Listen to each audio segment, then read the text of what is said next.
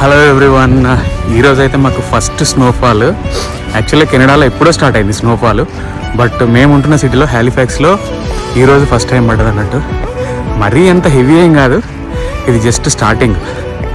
So దీని తర్వాత up to March April వరకు గట్టిగా ఉంటుంది స్నో. ఇక్కడ ఏంటి అంటే మనము స్నో పడితే ఏం కాదు, కానీ స్నో విత్ రెయిన్ ఉన్నప్పుడు చాలా జాగ్రత్తగా ఉండాలి. ఎందుకంటే ఇది స్నో అంతా మన ఐస్ క్యూబ్స్ లాగా అయిపోయి జారిపోయి కింద పడతాం. సో అందుకనే చాలా జాగ్రత్తగా నడవాల్సి వస్తుంది ఇక్కడ. వింటర్లో ఎస్పెషల్లీ కార్స్ ఉన్న వాళ్ళకి చాలా ఇబ్బంది, ఎందుకంటే వాళ్ళు బయట పార్క్ చేసుకుంటే సో స్నో అంతా పేరుకుపోయి వాటిని క్లీన్ చేయడం అది బాగా ఇబ్బంది అవుతుంది అనమాట.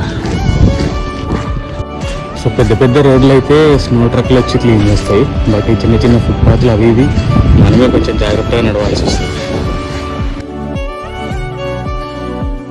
సో ఇలాంటప్పుడు అడుగు ఆచితూ చేయాలి.